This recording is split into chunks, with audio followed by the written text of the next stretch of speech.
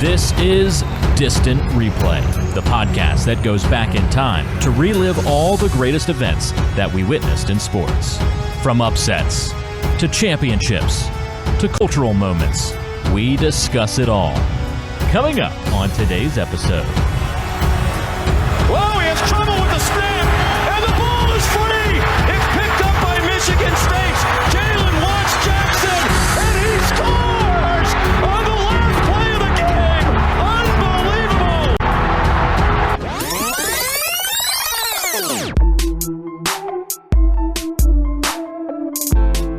We're taking you back to October 17th, 2015. It is Michigan State, a tremendous college football rivalry. But this year, this season, this game really is in the heart of the hate and the energy between these two programs and these two fan bases and these players. They did not like one another ever, but particularly around this era of the rivalry. So we'll talk about that game today on Distant Replay. I am Ben George. He's Mike Noto. And Mike, we're heading back. We're heading to the Big Ten today for this episode. And a game, I think this is one of our more recent episodes and a play that I think will live on forever, and maybe even more so than the play, just the reaction of the Michigan fan that we all kind of think about when we think about how this game turned out. We'll get to him later, and that was one of the probably the most iconic moment from this game was that kid's reaction, believe it or not. But yeah, this was a great game to go back and watch, and one of those games that you'll never forget the call, and you'll never forget the ending, and a lot of interesting stuff that led up to that play as well. Yeah, so we're going to go back, and we'll take you through the rivalry, what was going on between these two programs, where Michigan was, where Michigan State was.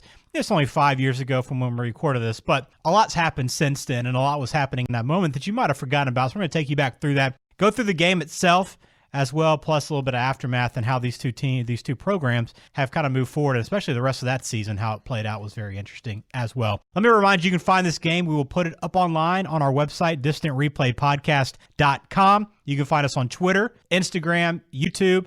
Connect with us there. Let us know if you have a game on your list that you'd like us to add to ours, and we will do that and put it on our list episodes that we'll get to down the road. So let's get into this game, Mike. Again, played inside the Big House in Ann Arbor, October 17th, 2015. One of the early season rivalry games that we get out of the Big Ten, playing for the Paul Bunyan Trophy. You love these Big Ten games that have these trophies, don't you?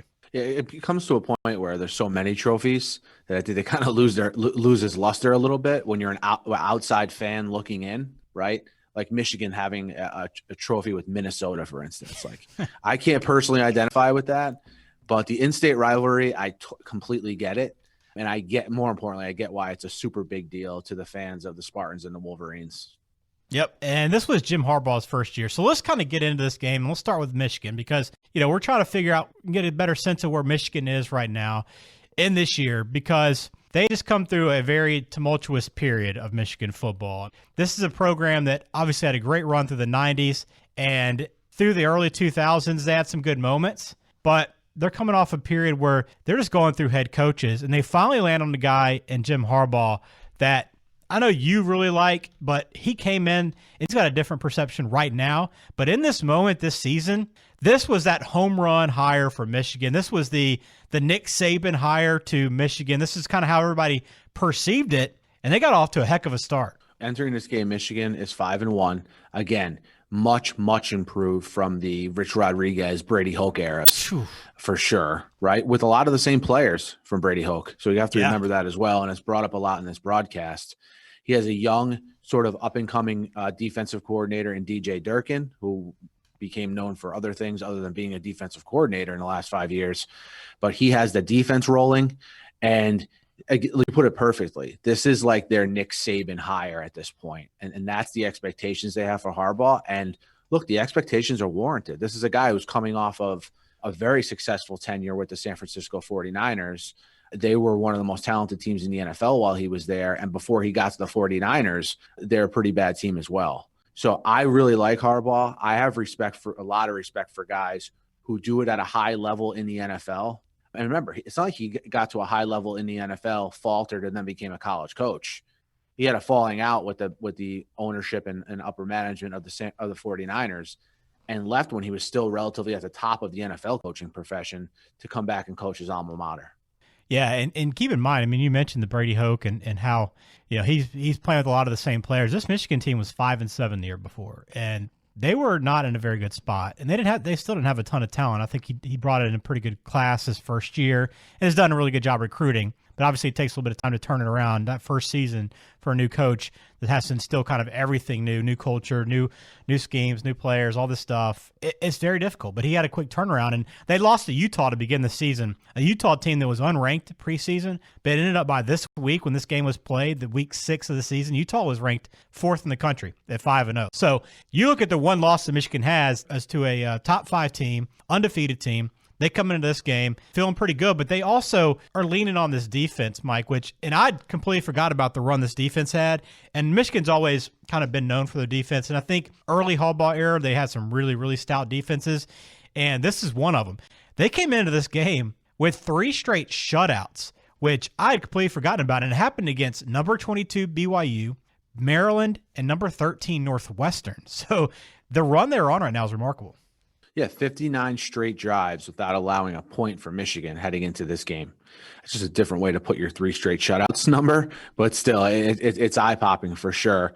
Like you mentioned, at this point, Utah is like number 4 in the country, I think, when they're showing the scroll. So, again, a quality loss. And they're doing this, remember, without any names that sort of pop out to you, right, in terms of a roster. Yeah. And again, a lot of I hate to reiterate it again, but a lot of Brady Hoke's players also. So, yeah, just impressive start all the way around to the Jim Harbaugh era for sure. And I'll even add, because they threw this nugget out in the second quarter when Michigan State finally moved the ball down the field and scored. But in those 3 shutouts, Michigan hadn't even allowed a team into the red zone, okay? Not only 3 shutouts, but teams weren't even getting close to the end zone, which is just – that run, I mean, that's a heck of a three game stretch. And I think they showed the stat. It was like 55 Kansas State or something was the last time there was 3 straight shutouts like that at this level of football. I don't remember what it was, but just it speaks of how very rare this is. Yeah, for sure. That's a good stat to point out. And I didn't have that in my notes, but I remember them saying it. All right, so let's go to the other side of this. Michigan State, the Spartans. This is the pinnacle of the D'Antonio era, right? This 2015 team. Yeah, this is the pinnacle of, I mean, again, I'm sure we'll get a Michigan State fan that'll put me in my place, but I can't remember Michigan State while I've been watching college football ever being as good as they were during this time period as a whole. Yeah, that's fair. I mean, I think, they had some pretty good runs, and I think I've always felt like they were at the kind of near the top of the Big Ten for most of these years, but just could never really put it completely together. They had a couple of 11-win seasons in 2010, 2011. Then they had the 13-win season in 2013, which is probably their other big year. They were just 13-1, went to the Rose Bowl that season. So that was prior to the playoff era. So, we're only in year 2 of the college football playoff era at this point. So that kind of changes things as well. But yeah, D'Antonio, he's got this program really rolling. They would always kind of have one odd year in between some really good years. Like 2012, they were 7-6, but all around that was 11 wins plus, which is pretty crazy. But after this point, it kind of dropped off a little bit. But this year, he's got this team going. And honestly, you got to look at this team and start with Connor Cook. That was kind of where everything started. And we're about to get into the rosters in a minute. But I think this is the guy you got to kind of point to because he had a remarkable career at Michigan State. And so much so that, it was a rare Saturday when he actually lost the game. Yeah, and just to put a snapshot numbers-wise on where Michigan State is, because Ben did a really good job outlining it. They've won 6 of 7 versus Michigan coming into this game. Michigan State as a team has won 32 of the last 35 games overall. Connor Cook is the winningest QB in the history of the school. He's 29-3 in his career. He's the winningest active quarterback in the country at this point. And we're talking about Michigan State. And Ben, like you mentioned, where they have kind of a little bit of an average year in between some good years, I think that's pretty common for a program that relies on sort of developing talent as opposed to schools that get the top level talent. Like in Alabama can sort of be in that, 10 to 12 wins a year range every year because of the talent they have coming in every single year. In Michigan State, you rely more on developing players. You're going to have an average year every once in a while. I think like the poster child for that is like Iowa.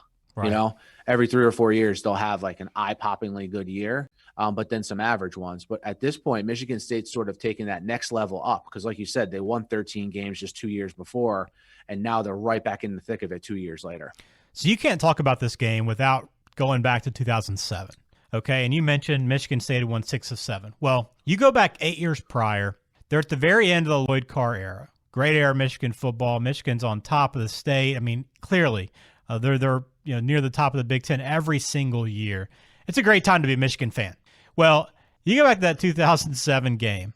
Michigan won that game 28-24. It was in East Lansing. Michigan was ranked 14th at the time. It was a game where Michigan State led late. And after the game, Mike Hart, the running back, you probably remember from Michigan, made some comments, some little brother comments about the Spartans. And he said it was kind of fun to see them lead and feel good about it. It's kind of like, when your little brother, you let him win in basketball a little bit to make him feel good, but ultimately you win the game, right? And he made these comments about Michigan State because they had dominated this series. It wasn't close. If you go back through it, it was, every 4 years Michigan State would win a game against Michigan, and they had won 6 straight at the time in 2007. Feeling really good. Well, D'Antonio, he took it personally. And, you go back to those comments, he actually said, the pride cometh before the fall. And he made those comments directed at Michigan. He said, I'm not going anywhere. I'm here for a long time. I'm here to stay. And from that point, the following year in Ann Arbor, Michigan State wins 35-21. They reel off, at this point, 6 of 7. The only loss was a 12-10 loss at Michigan. And this rivalry was completely flipped. And that is all the talk. And this game is super personal for Michigan State fans because of that. Yeah. So as we've gone through this podcast a lot, my teams are the quote unquote little brother a lot in the city that they play in, being a Jets and a Mets fan. So I can relate with a Michigan State fan loving this from D'Antonio, right? That, I keep on calling him D'Antonio. It's D'Antonio, right? So I keep on making that mistake. I'll probably make it throughout the whole episode here. It's all right. But I can totally relate with this, where you have a Michigan player with a smug look on his face, calling them a little brother.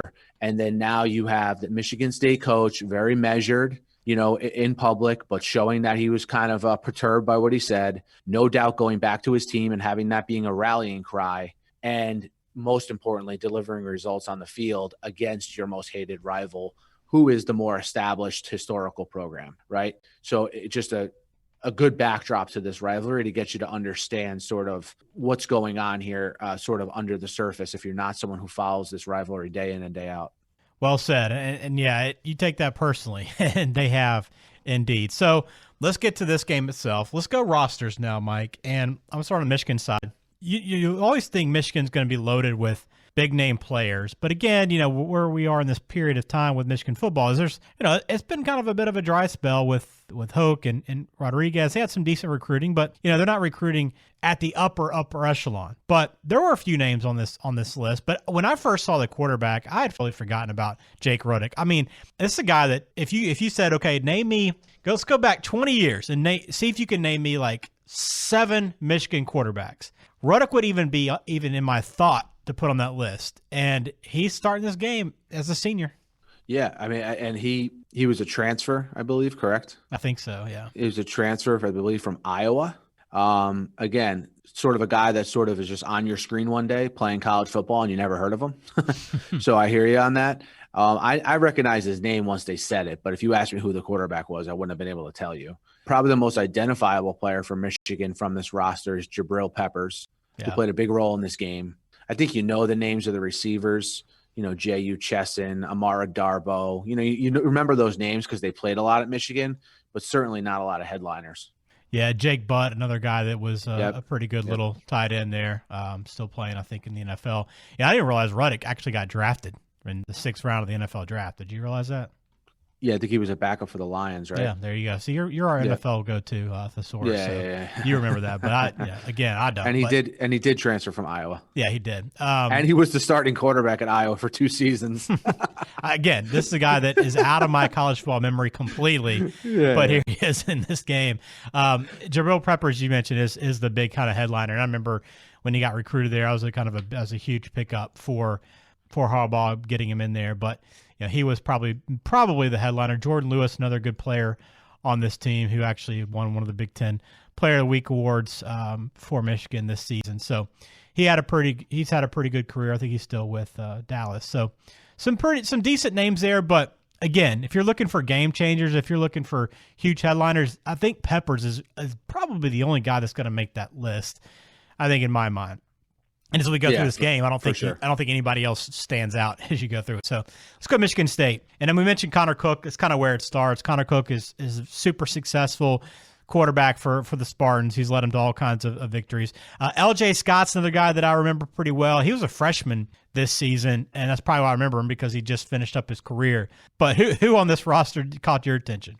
Besides for Connor Cook, you have Jack Conklin, Yep. who was a first-round pick of the Titans, I believe, as a tackle. And you have Riley Bullough, who I believe his brother had played for Michigan State, so you kind of just remember that name as a Michigan State name. But other than that, I got nothing. Yeah. So you got to be a pretty big fan to really dive deep into these rosters. And as Mike mentioned, this is a program that doesn't, they're not pulling in top 10 classes every year. They are doing a really good job of developing players as they get in their system, and like Connor Cook to bring them through and have them ready to go and be very good as seniors. They have some guys come through, but yeah. And to be honest, like the fact that we don't know a lot of Michigan State players, I don't want people to take that as a knock. It's not a knock. It's actually gives more credit to D'Antonio, the coaching staff, and these players on how good they were able to develop them over the years. It's funny because if you go through, go through Wikipedia, looking at rosters and stuff, they got the entire roster listed for Michigan State, right? All the players. There's probably, if there's 100 guys on the roster, let's say, that are listed, there's probably a few more than that. There's probably 15 that actually have a link out to their own profile page, just to kind of give you like an idea of who these guys are. And it just goes to show you that they don't have much of a career in football beyond this, but that's fine. That's the Michigan State program. They take a lot of pride in developing those guys and playing tough and being around the system for a while. So that's where we are. Again, there's not even a lot of coaches in this game beyond the head coaches, D'Antonio and Harbaugh, that even catch your attention. You mentioned DJ Durkin, who would go on to Maryland and have the big controversy there with a player passing away due to practice in the offseason, right?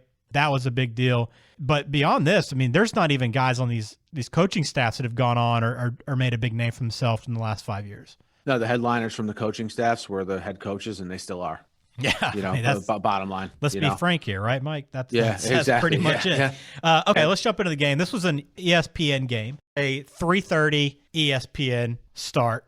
And you had Sean McDonough, Chris Spielman, and Todd McShay on the sideline. Todd still does some more stuff, but this is a period, too, where Todd's really involved in the broadcast. Yeah, so I really like McDonough, all right? I'm either way on Spielman. He's okay. McDonough, I like him because he can do multiple sports. He's a very good baseball announcer, if you've never heard him. Yeah. But McShay, yeah, a lot more involved than a typical sideline reporter. And to be honest, I kind of liked it. He has a lot of good stuff to say. He's very informed. He knows the game really well, obviously, from his NFL scouting that he does. And it was kind of a unique way to do it, and I enjoyed it.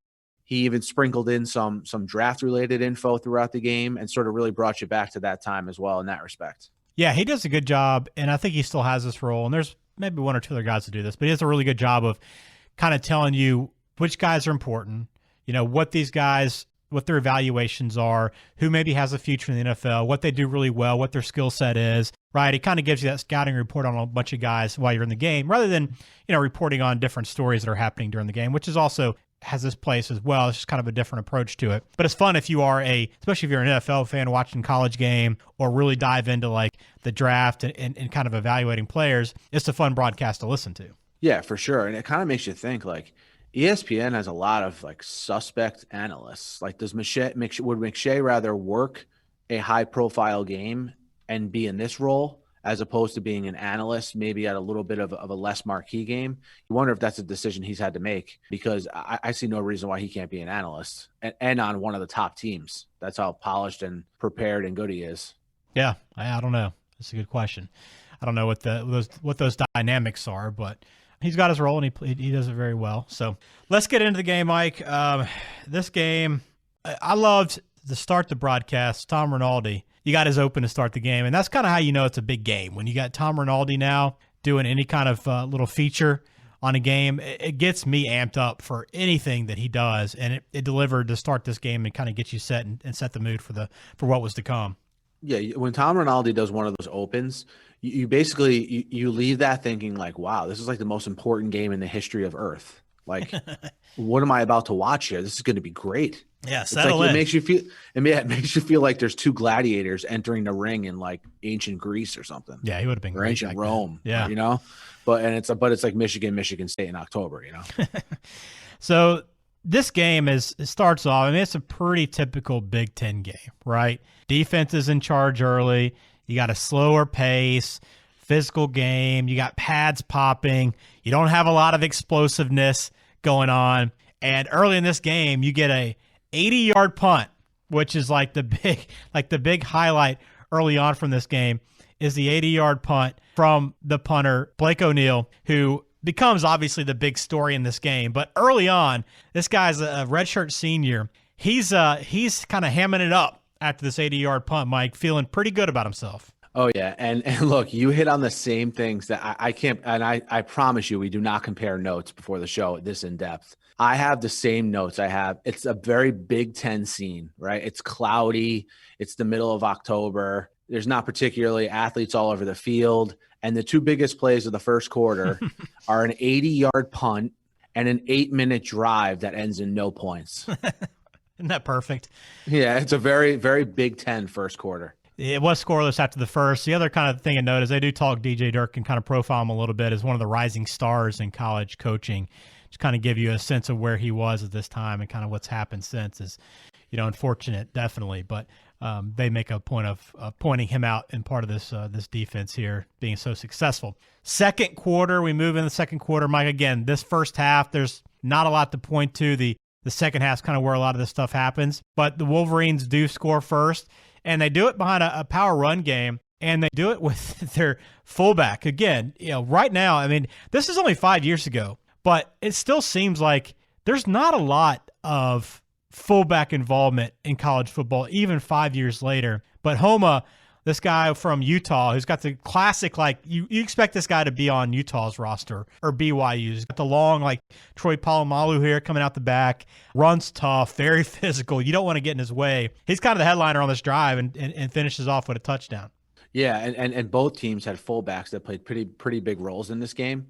And Homa's like straight out of Central Casting, like Jim Harbaugh fullback, like to the T, One other thing of note in the second quarter is Michigan's leading tackler got ejected for targeting. If you remember, Joe Bolden is his name. If you remember, this is like the time period where like targeting is a really, really emphasized. Mm-hmm. And it didn't even look like to me it was a particularly egregious case of targeting. But I mean, he got kicked out of the game. And again, a big deal. It's the team's lead. It's a very good defense, but it's the team's leading tackler. With that said, he's the senior captain of this defense, Joe Bolden. Yep. As you mentioned, leading tackler. And I think they had another linebacker out in the first half because of targeting in a previous game. So now at this point in the second quarter, they're down two of their top linebackers. But yeah, this call was atrocious, Mike. I mean, you kind of said borderline. I thought it was, in the moment when it happened live, it looked like, okay, maybe this is a late hit, helmet to helmet, because, Bolden comes down on him face mask to face mask, while after Connor Cook scrambles, slides, he's down. He gets tackled by one guy, but then Bolden comes in a little bit later and kind of hits him face mask to face mask. So it looked kind of bad. But in the replay, I mean, he's getting blocked the entire time and kind of getting pushed to the side and kind of just falls down. And it looks it looks very innocent. And honestly, there's not a whole lot of contact there, Mike. I mean, there's nothing to worry about from a physical standpoint in terms of Cook getting injured in this play. And as they watch the replay, they talk about, like, this isn't a big deal. I don't know that this is going to, be withheld. But again, they come back on after review, targeting. He's out of the game. He's running off the field. And because Michigan's got one tunnel coming in and they're across the sideline, he has to run all the way around the edge of the field to get to the very opposite side, and he's trying to, get the crowd on their feet the entire time. But this is the problem with college football, and what a lot of people talk about targeting. This is a play that, okay, if you want to call a 15-yard penalty on this, fine. But there's no way a player should be ejected for anything close to this type of play. Yeah, exactly. And a couple more things. It looked like he was pushed into Connor Cook. Exactly. It wasn't that big of a hit. His reaction afterwards when he ran off the field, pumping up the crowd, was awesome. You loved it.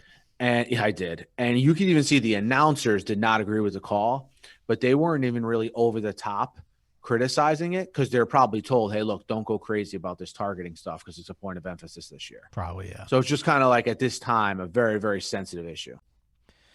Well, from that point, Michigan State, they would go ahead and capitalize. They had a big play on the next one and got into the red zone for the first time. As I mentioned, for the first time in 4 games, an opponent had been in the red zone against Michigan.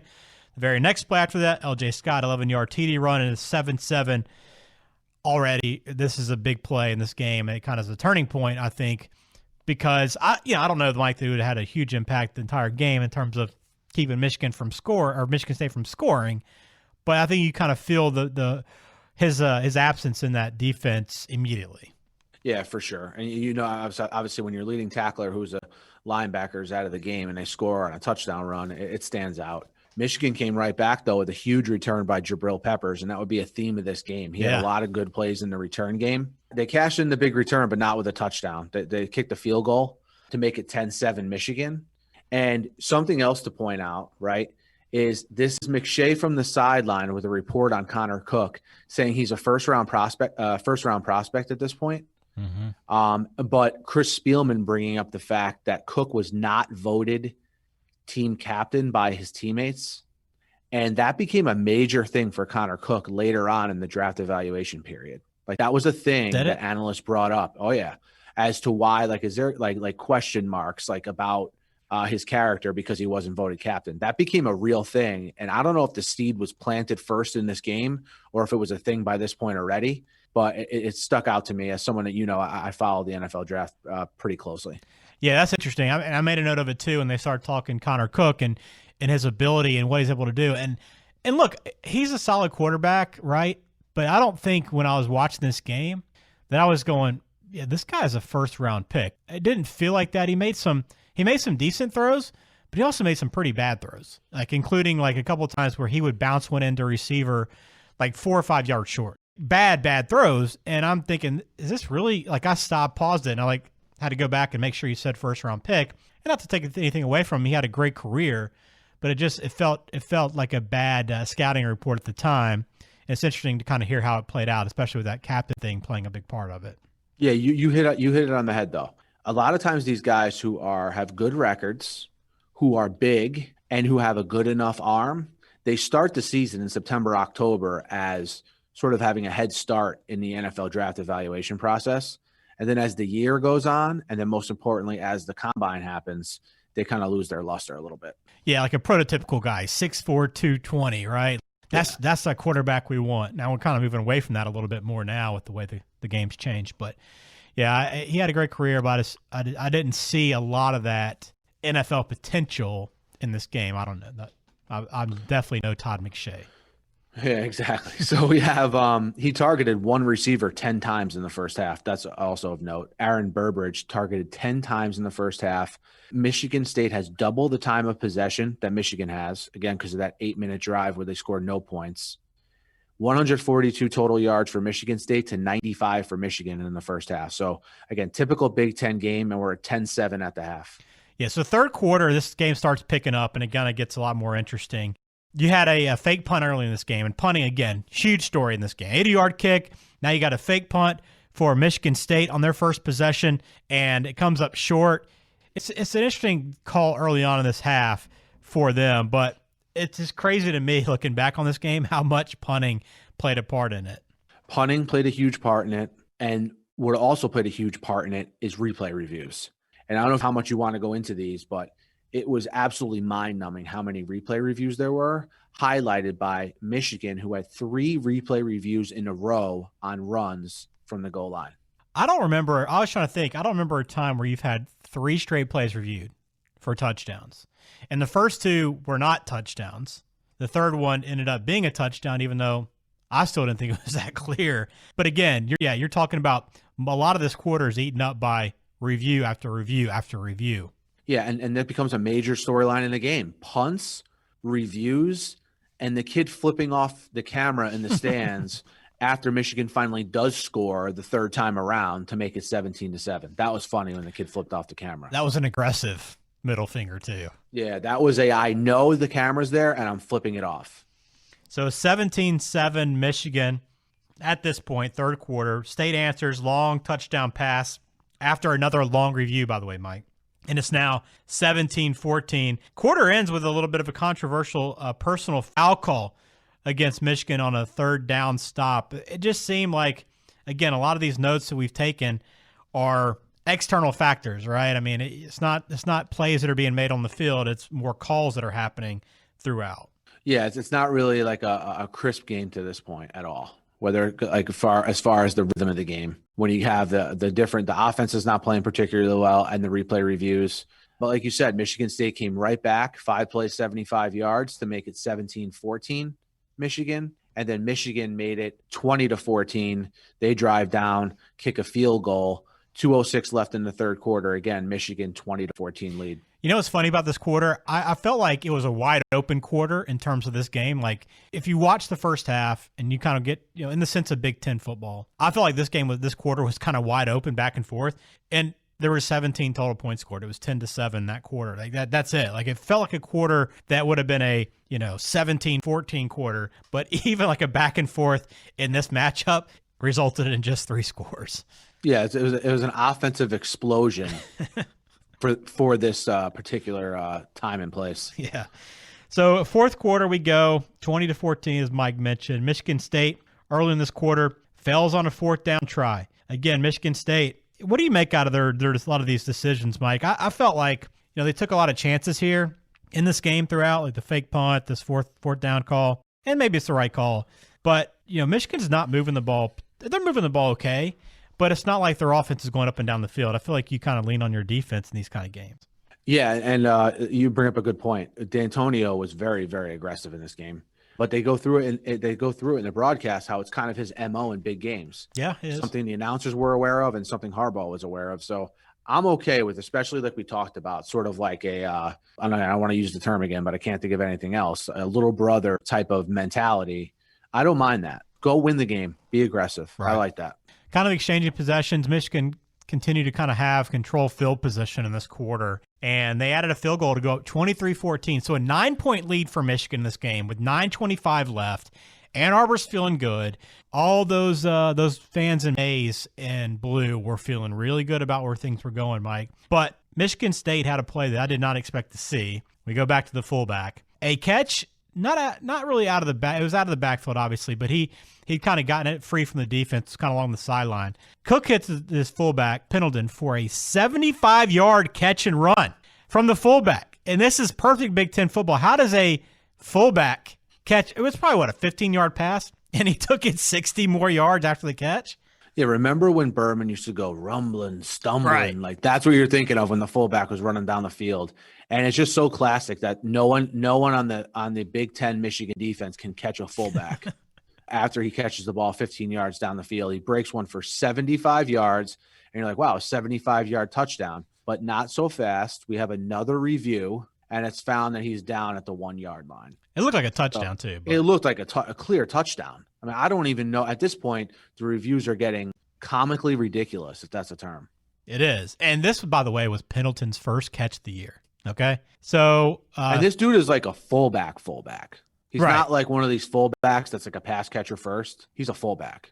Yeah, if you click on his stats, like he literally has very little. He had 1 carry his entire career at Michigan State, Trevon Pendleton. But he made a huge catch in this game, and after the review, no touchdown, but they end up punching it in next play. So it's 23-21.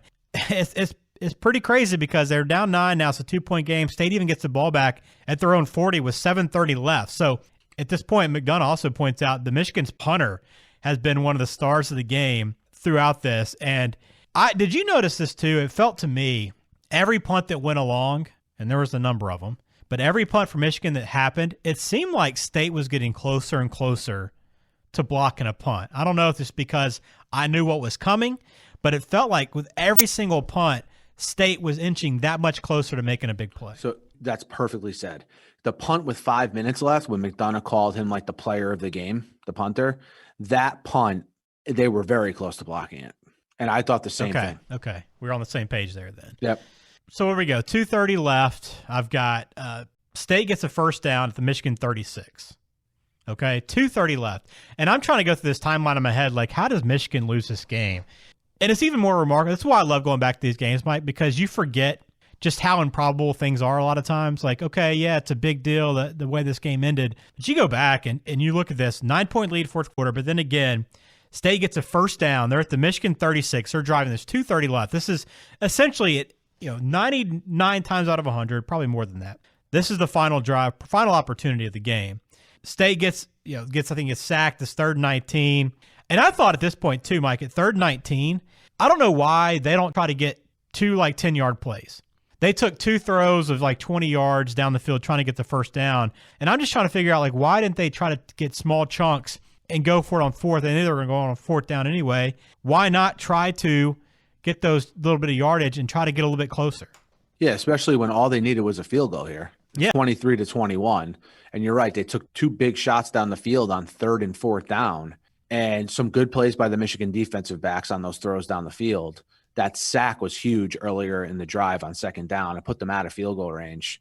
And if they even were in field goal range, it was kind of borderline anyway, but that definitely took them out of it.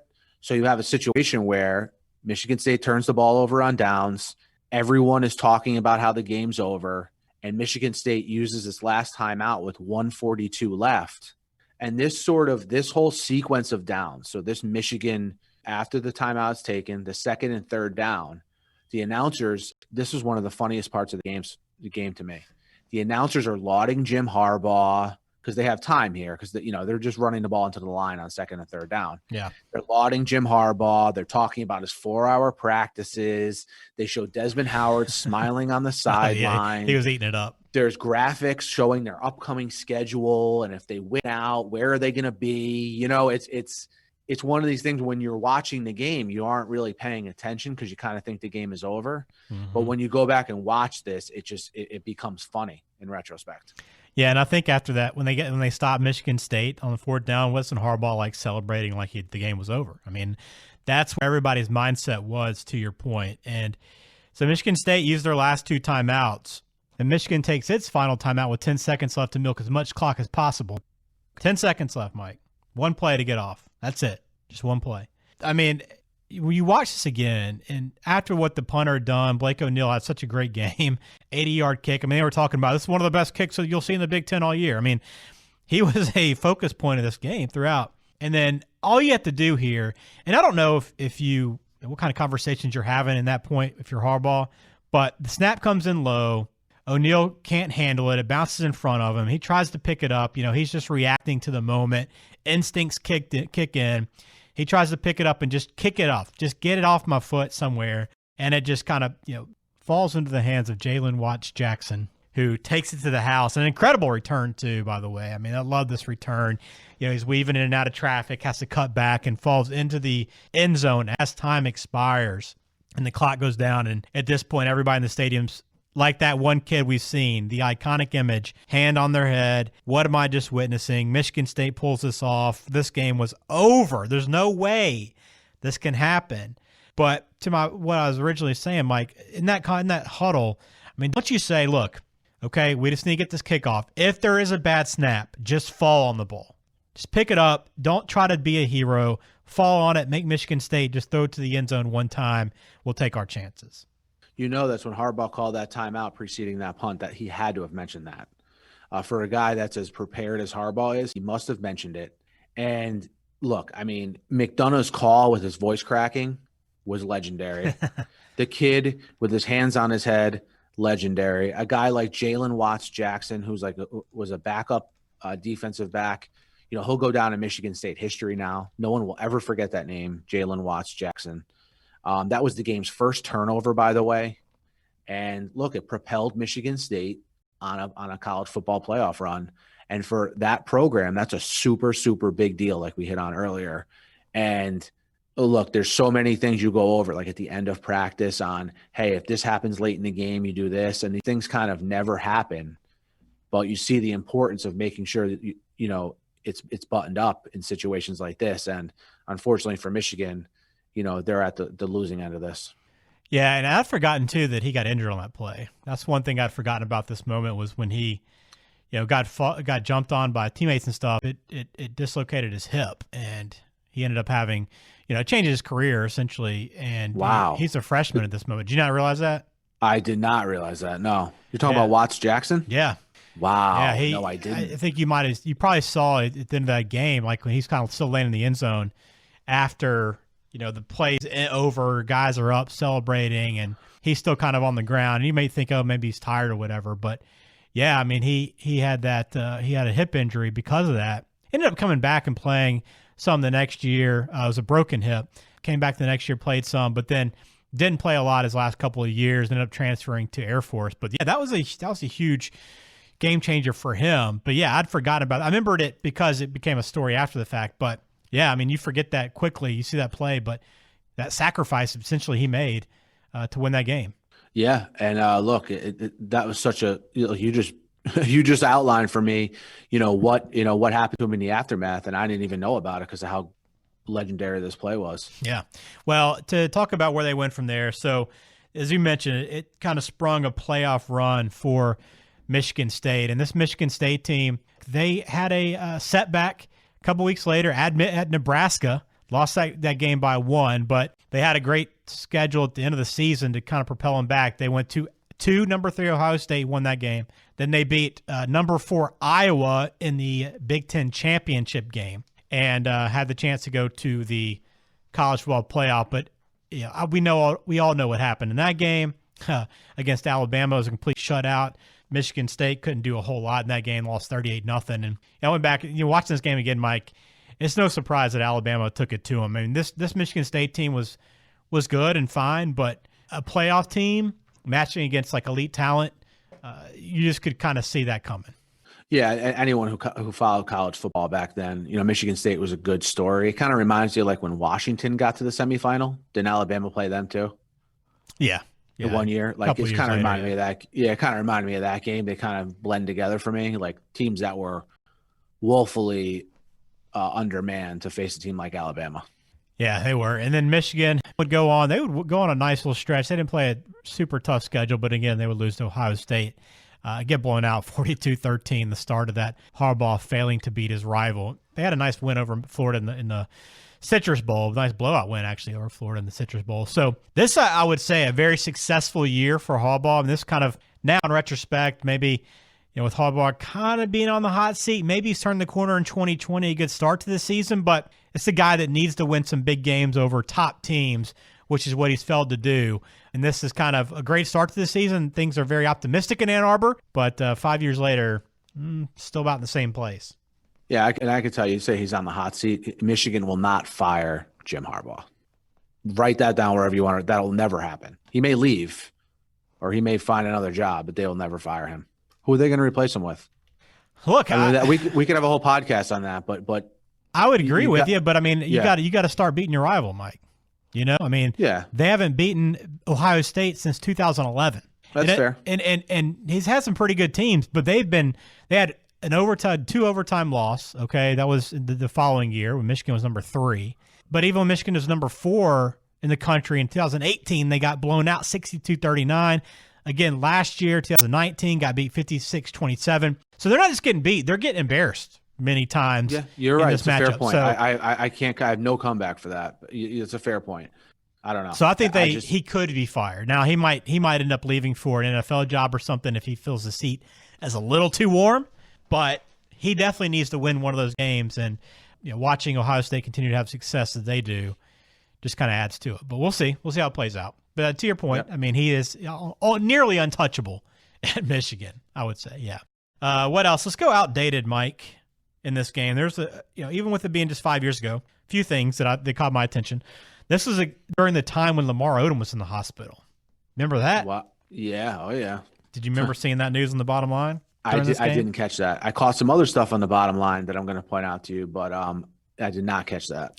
Well, that was the first thing. So he was recovering. That was a very touchy situation. I mean, there was a lot of worry and fear and concern over Lamar Odom, but that was kind of the same timeline. It's always interesting to see how these sports timelines kind of connect as you go back and what was going on during these moments. But also, how did you feel about seeing the Mets along the bottom line in the NLCS? Was this a sore subject or was this a bright spot? This was something I was going to bring up. So it's a great subject for me because they trounced the Cubs, who were a joke that year. The Mets swept them. I'm just joking. I know the Cubs weren't a joke, but the Mets did sweep them. But what came to my mind was, and I want to see if you remember, the week before I went to Tuscaloosa, Alabama for the Alabama-Arkansas game, and that's when the Mets were in the division series against the Dodgers. And you had the DeGrom great pitching performance in game 1. And then you had the Ruben Tejada, Chase Utley play in game 2, which we both watched together. That's still that one still eats at you, right? The Tejada, I was so mad that night. Like I've probably never been at sports mad. You know what I mean? You're in a college bar in Tuscaloosa on a football weekend, and you're upset about that Mets game. I wasn't even upset about the game. I was upset about that play. Right. Just to kind of sum up where your head is. It's sports mad. You know, let's preface that. Yeah. You still enjoyed yourself. Yeah, exactly. Yeah. But I'm glad to remember that. And I got one other thing here that was the most random thing that happened the whole game. They showed Steve Spurrier on the sideline, and I had completely forgotten that he just stopped coaching midseason and retired. They showed him on the sideline where? They showed him on the sideline in the middle of the game. He was at the game. Was he? I must have completely missed that. He was at the Michigan State game?